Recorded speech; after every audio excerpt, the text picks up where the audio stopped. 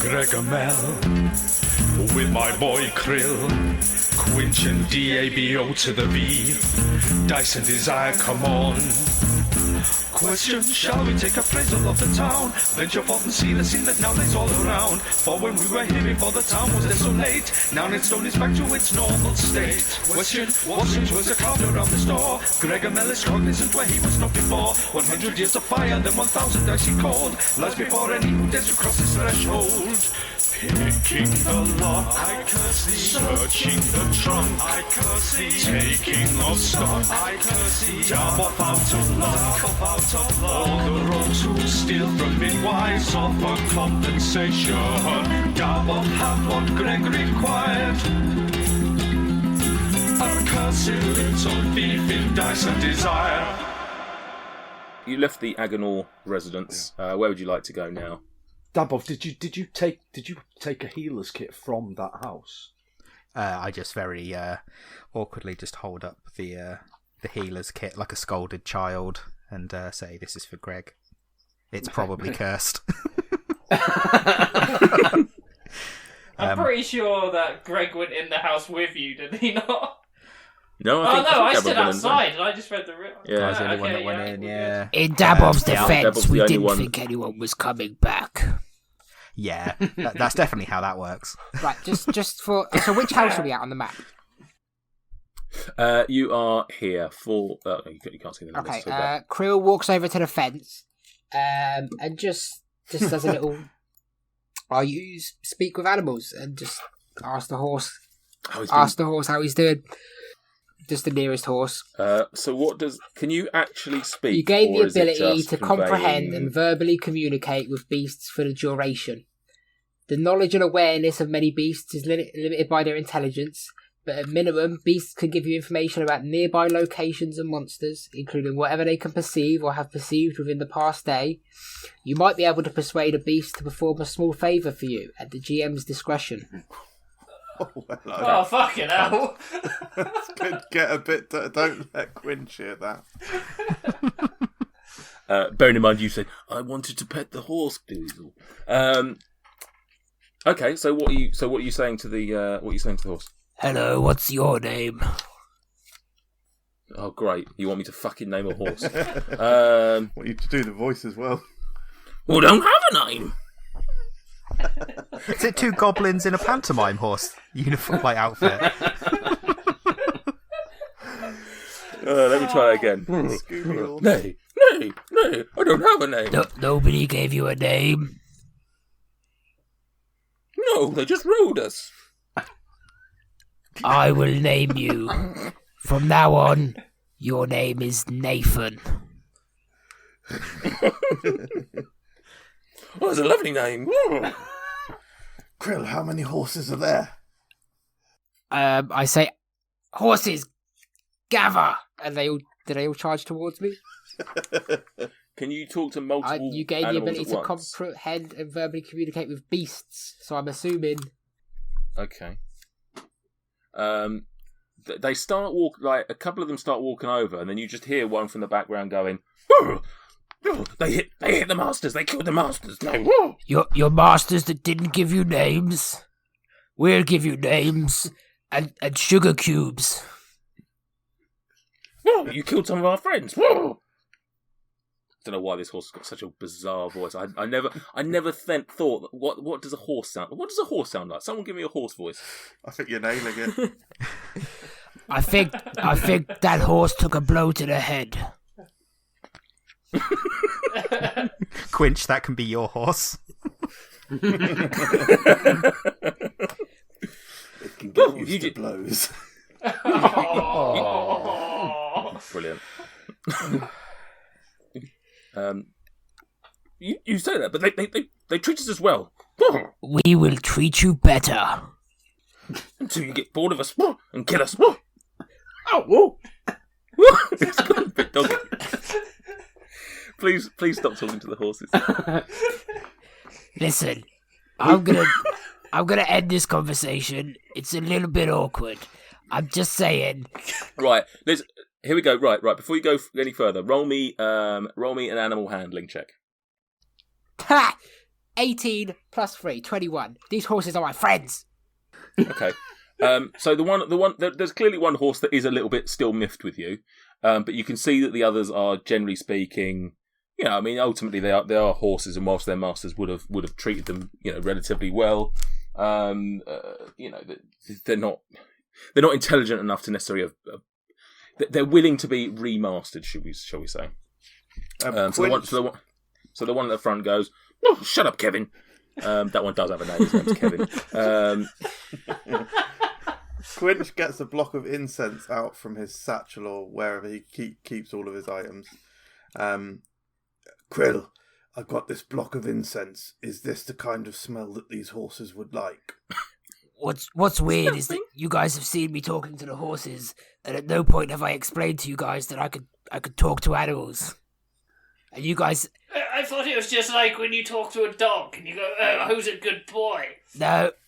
They bark. You have no idea what the bloody thing's saying, but it barks and you make up a voice in your head. "Oh, yes, I'm fine." No, if we find a dog, I'll bloody well talk to it. But this is Nathan. Nathan, say hi. Over there's, I think he said Kevin. Any of you other guys got names? No. Guys, help me name these horses. Uno, dos, and tres. Kevin and Nathan. Are there 5? Yeah. Yeah, uno, dos, tres. Kevin and Nathan. Excellent. You now all have names. Some more exotic than others. Guys, this is Nathan. I gesture at Nathan. Nathan is mine. Oh, thank you. Can I call dibs on Kevin? I hold out my block of incense and see if any of the horses trot over. Yeah, Dos does. I guess Dos is mine. We need to find out who has been tending to these horses. If they are not to know that these horses belong to us, we need to speak to them. We can't have people thinking that we are horse thieves. But Nathan said he'll come with us. Well, no, I understand that the horses are willing to come with us, Krill, but we need to find out who has been tending to these horses, because someone from the village has put these horses into the paddock and has clearly been feeding them and looking after them. We need to explain that these horses belong to us, and we for some inexplicable reason, we left them when we took the journey to the cave. I'll think of something. Nathan, who's been looking after you? The short one. Dabov's been with us. Dabov. I just... I point at myself, just confused. And then is the word knickers? No, that's not the word, is it? But he basically sort of like he sort of like trots around a little bit and sort of like just sort of tries to sort of nudge his head over to basically where you came from, basically the inn. Sorry, how did knickers come into that? There's a thing that horses canters. No, there's another word they do. I can't think what it is. Don't worry. It's just a word that I've made up. Guys, the horse has nickered over to gesture in that direction. Galloped? No. Cantered? He nickered. I don't know. He did. I saw he did quite clearly nicker. If he's gesturing over to the inn, was Bum the squirrel tending to the... Or the dwarf. Let's establish there's a lot of small people it could have been referring to. Let's just go and ask. Yeah. So with Morak's the innkeeper. Yeah. There we go. Yeah. Is that where you heading back to the inn then, or do you want to? No, we'll carry on round. Where else would you like to visit then? Should we go to the shop, or did we loot that as well? Yeah, I think we looted everywhere. You took stuff from there. You didn't necessarily take everything from there. Some people left money there though. We left money on everybody that has dropped because we've not been looting. We haven't anyone. established what they did with all the dead bodies. Shoved it into the hole in the middle of town. It's I imagine. only 5 foot deep. Yeah, but you can stack them high. Dare I say that we should perhaps not go to the houses that we looted in case we get a repeat of what happened at the last house? Yes, that was pretty awkward. I mean, yes, it was. So where do you want to go then? There's plenty of places that you haven't been. There's plenty of places you have been. I mean, as a refresher of the places that you were when you first were investigating, you've got the windmill, you've got the bell tower, you've got the barn, obviously the inn which you're at. There's the house with the sturdy windows, of course. There's the trading post. Okay, the trading post. The trading post was obviously where all the stuff was that you took, but there was potentially still stuff there. You didn't take everything. If nothing else, there's a giant stuffed bear in there, not just the tiny one that Mr. Krill took. Mosey. Standing to the central courtyard where the Nightstone was. Yes. How far can we see? Can we see if there are any villagers standing alone anywhere? No, basically everyone's pretty much indoors. They've come back to they're tending. They're tending to their homes. A lot of these places have been either robbed by goblins or robbed by heroes, destroyed by stones. A lot of places are just getting their shit back in order. What you will notice to the very south is basically a bunch of guards that are sort of looking south towards the Bailey, trying to work out how to get back across to take their guards back there and get back to sort of sorting out the Bailey over there. Fellas, I would like to, if there is an opportunity to tool up for our upcoming adventure, then I would greatly like to do so. I don't know if any of you remember what items were in the trading pole that we went to in a previous time. It might be worth visiting the trading post to see if they have anything of interest. We did look for one or two items, but it might be that they have some other things. I don't believe that they had any. I don't believe that they would have had any weapons or any particularly interesting items. But if there are, from where we're at, obviously we can see the bit with the window that Krill jumped through. Is it patched up at all, or is it just still wide open? No. Can we not mention the window, please? Then I suggest if everyone is done exploring, I suggest we eat merrily and rest long. Did anyone want to go to the trading post before we do that? I mean, we may as well if people want to go there. Why not? Yeah. Yeah, you may as well. Should we crawl there on the way back to the bar then? Yeah. Okay. Yeah. So you. Sorry, can I just ask? Did we work out if it was a healer's kit that I was given or a healing potion? Healer's kit. It was a healer's kit. Okay, cool. So you should be okay to use your feet then. Yeah. I'll give you the healing potion as well if you want it. Actually, if you're taking the role of healer, you can have both because I've got one of each. Well, you can keep that. That's fine. Yeah, it doesn't hurt to spread them out a bit. Okay, fair enough. But yeah, you got the healing kit then. You take a scenic route around the paddock, sort of saying hello to Uno and Trez as well as Kevin, Nathan, and Doss. I love that so much.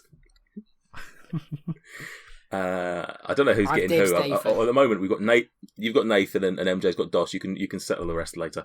So you walk around. You get to the doorway of the trading post, and the first thing you notice is that the door is lightly ajar.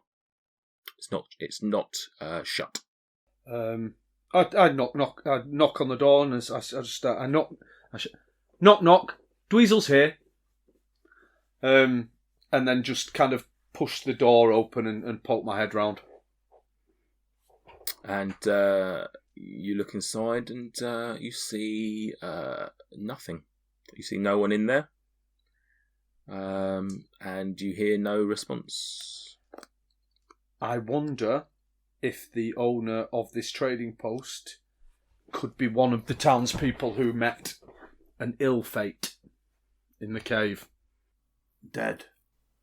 Perhaps we should ask Borak if he knows where the proprietor is. I think that's probably wise. If there's nobody here, I don't feel we should help ourselves, as it were.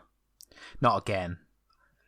But similarly, I think some of you did leave some coin here. If there's nobody, let's be heroic. Well, did you say that bit out loud? Did you actually say, I think some of you left some money here, should we take it? No, let's not. Let's leave it. Yeah. Is this one of those times where you're implying that I should go in and rob the place? As every night, yeah. Essentially, Dweezil Perhaps is... you'd like to take two. Perhaps you'd like to take 2 silver pieces and put it on the guy's eyes. Dweezil is quite neutral in his alignment. But more than happy more to encourage others to do stuff, yeah? Yeah. Shall I go in and Can I just rob just whatever I have a- can then? Can I just check to see what is in here? Yeah, I mean it's a not fully, because you guys have taken some rope and something else. I can't remember what else you guys have taken from there. A few bits and bobs. But it's generally, without giving you an exhaustive list. It's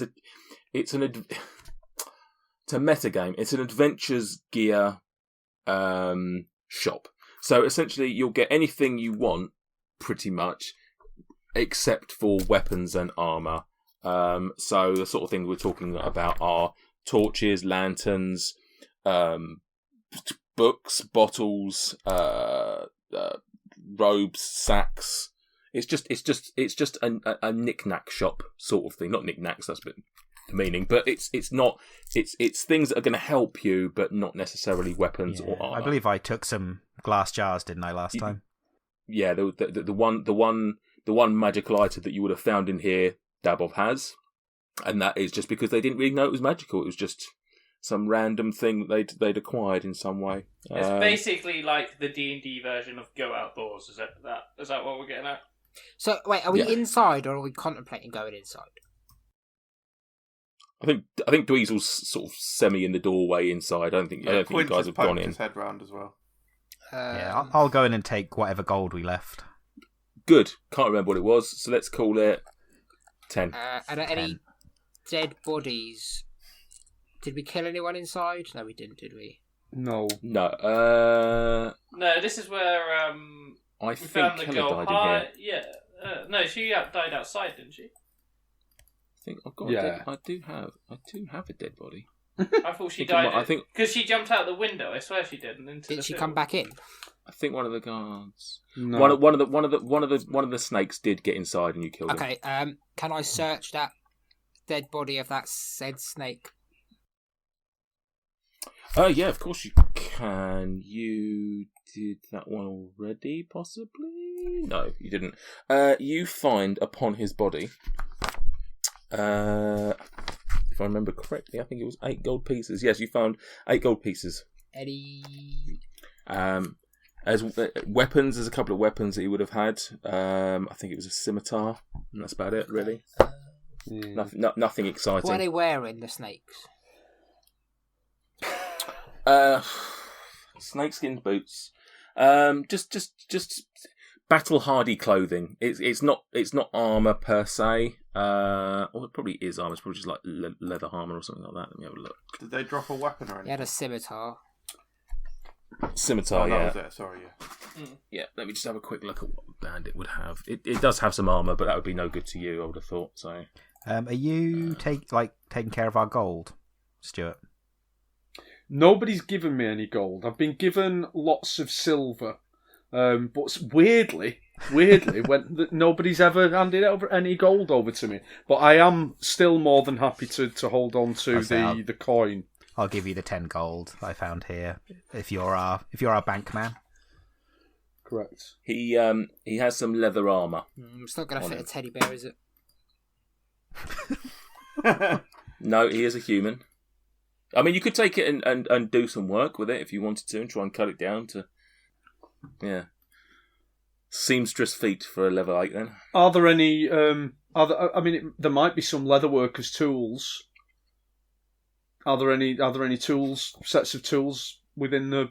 what a great question that is. Let's have a look. or something similar. I mean, that's of course if you actually want to do this, or if not. I mean, am I just looking for something you don't necessarily need? There is a tools that's something like that, isn't there? There are leatherworkers tools exist within the remit of the game. Oh, there. Let's have a quick look how much these would be. Healer's kits. Yeah, let's say you get some leatherworkers tools in. I'll take the leather armour think- and the tools. I think you should take those. It'd be an interesting thing to do during a nice hobby for you to help you to come to terms with your anger. Perhaps something calming that you can do in the evenings to help you harness your anger, Krill. Every man needs a hobby. What makes you think I'm angry? He certainly can't remember ever being angry. That's his secret. He's always angry. Sorry. Why do you assume I'm angry?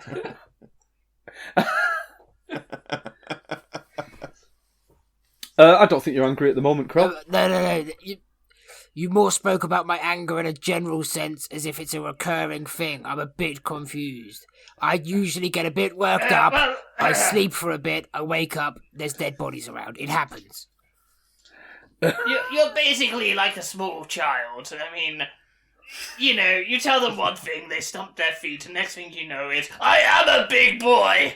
And that's as far as I mean, I am a big boy. That's irrelevant to the subject of me being angry. Angry and big aren't, mutually exclusive. No, but when you stomp your feet like a child, they kind of are the same. I disagree. Right. Come on. Are you sulking? I'm not sulking!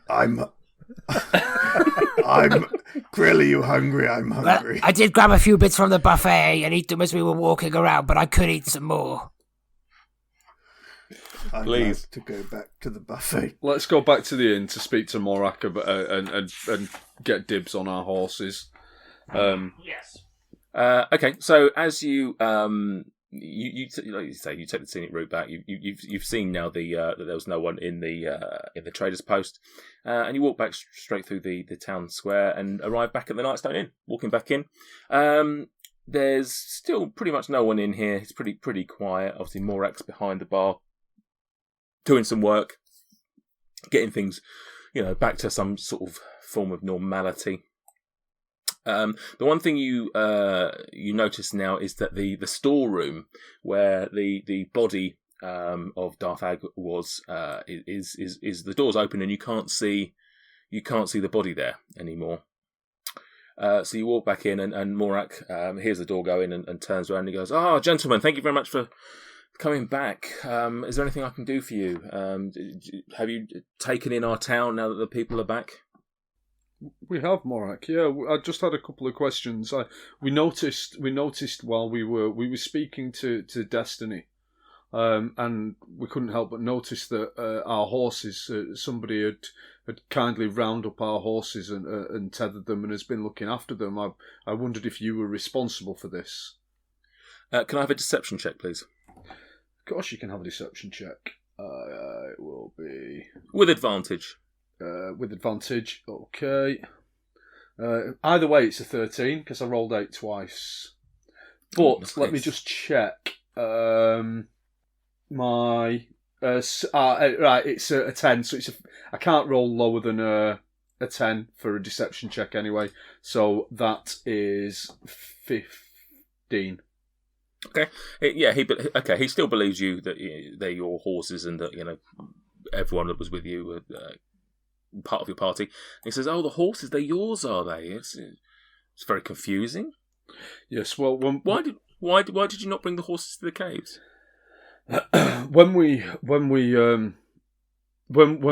first left Nightstone, we'd been battling the villains, the goblins, and as you know, some of our friends were killed, and we thought we heard and saw something in the distance outside the town. So we all ran towards what we could see, and ran. And by the time we realised that we were, so far away from the town, that we were close to our destination of the caves in the north. It was fairly equidistant, so we decided that the horses wouldn't stray out of the town.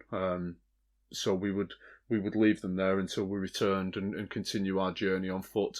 Also, horses do not present the stealthiest way to approach danger. As you are aware, one of my friends is a stealthy young man, and riding a horse prevents him from approaching enemies under the cover of his stealth. So, deception, no advantage, or are you just going to roll the 10? Oh no, I'll take the roll. That's 16. 16 Yeah. plus your modifier. That's it. Yeah, with the modifier. Yeah. Yeah, he does believe you, although he doesn't still doesn't really understand it, or still think it's somewhat suspicious of or confused as to why you wouldn't bring the horses, because it's not exactly a quick walk to the caves. There definitely are horses. We know their names. he believes your story. You've got you saved his life. He's going to believe you for a while yet until you prove otherwise.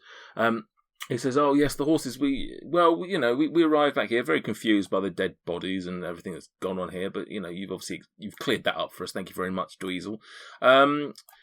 We did have a feeling that they might be yours, so we just a few of us just decided to put them in the paddocks just to keep them safe, just to keep them out of the way while we put everything back into order. I assume that you'll be taking them with you when you go from Nightstone. And don't worry, we've already been generous enough, but we aren't going to sort of charge you for any sort of upkeep of the horses while you were away." Thank you very much, kind sir. The other question I had for you was we noticed that the building which the paddock backs onto is in a somewhat of a state of disrepair. The window is smashed, and oh dear. I did poke my head through the door, and it seems to have been it seems from the appearance to be a trading post of sorts, but there was nobody there to speak to. As you finish, his sort of a saddened face comes across him, and he says, "Yes, well, that was poor Datharg's. We are going to have to find someone else to man the trading post going forward. Terrible shame. And as you say, we did notice that it was in disrepair. We assume perhaps something to do with the goblins or the boulders or something like that had caused that. Obviously, not being one of our posts, we couldn't tell whether anything had been taken. It looked still fairly well stocked, so we think it was rather bizarrely the goblins must have left it. Of all the places here, you would have thought that would have been where they would have headed most for their booty. Bit weird about the window, but well, as I say, many strange things have happened in Nightstone in the last few days, and I just assumed that it was just damaged in some way. I've got no reason to believe it. The one thing that is confusing is that the window seems to be smashed in rather than out. That's usually how you break into somewhere. Well, yes, which does make us think that someone broke in, but like I say, we can't really tell. They didn't take much if they broke in. It's very odd. So yes, didn't see the dead body. But yes, anyway, I mean, there could be a dead body in there. Well, yes, one of yours, I assumed. What? Yes, one of our past. I forget what we told you about that. Deception, no advantage. Who? You. From you, Krill. Deception, no advantage. Okay. Yeah, that's a 4. Oh wait, 5 with my +1. I'm glad I waited for that. For the first time since all of this talking's begun, I thought there's a bit of confusion over this, and he is one of your men, right? You said that you came here. There's a number, and there was some sort of battle maybe with the goblins. That's what we said. That's Bob. He died in the shop, we believe. It's interesting now that I think about it. That there's 8 bodies, And there's 5 of you, but only 5, 7. There's 5 horses and 2 horse corpses. That's only 7 horses, yet there seems to be 12 of you. You will notice, Morak, that the 7 dead men are dressed rather differently to us. We are all dressed in unique style. Those 7 men are dressed in a much more uniform manner. We are, I suppose the best way to describe it would be officers. We are a command group. Those 7 men were our men at arms. Admittedly, we have, as you are aware, my name is Dweezil, and I'm a teller of tales. My reason to be as part of the command group is that I'm the chronicler of our adventurers. Our friend Daboff here is our scout. Krill and Quinch are That's General Krill to you. Are the bodyguards to our leader, and our leader is the oldest member of our command group, Gregomel. And the seven men who died were our men at arms. That's why they do not have horses. One of the horses, the two dead horses, one of them was for the woman that was with us, who was Gregomel's concubine, and the other horse was simply a spare horse that sometimes every day Gregomel would choose one of the men-at-arms who he felt was who'd worked the hardest that day, and he would allow them to ride a horse and thus to feel like what it is like to be part of the command group. That is why there are 5 horses left and 2 dead horses and 8 dead bodies. No further questions, Your Honour. Whilst this has been happening, Quinch is now on his 3rd trip to the buffet, particularly enjoying his 3rd helping of sausage plat. I'm worried about what meat is in the sausages since the body has disappeared. The sausage plat is delicious. You must tell me the recipe. You must. Firstly, I can't let that go without a deception check. Oh, that is a 19. 19. He believes you. The confusion that Krill caused, the sheer audacity of your words, the length of the story, the amount of detail is enough to convince him that whilst it is a bit of a confusing situation, he's going to believe you. You are a teller of tales, and he's. Krill leans over to Dweezil and goes, "You're right. I'm not really the talk one of the group."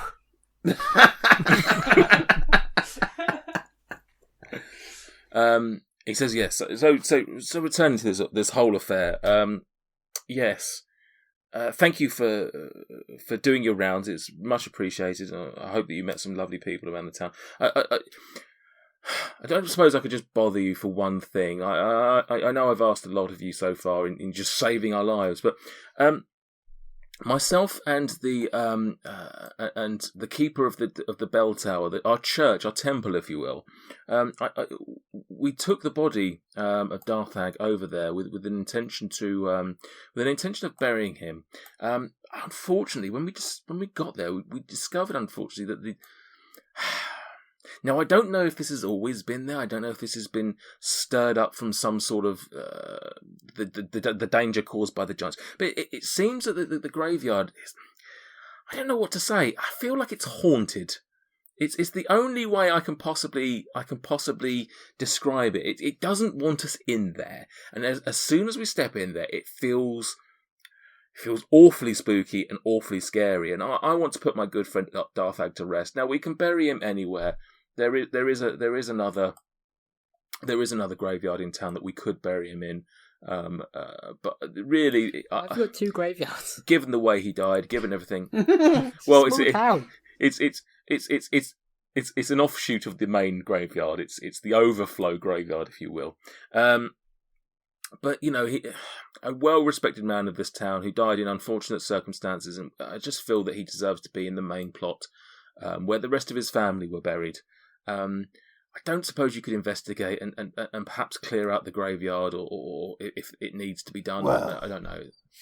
I didn't want to say this because, frankly, I was scared, but I was wandering off on my own several days ago, and I went into the graveyard, and I saw a ghostly figure that frankly made me shit my pants. So I ran back to the rest of the group and didn't want to mention it because I don't want to believe that such things exist.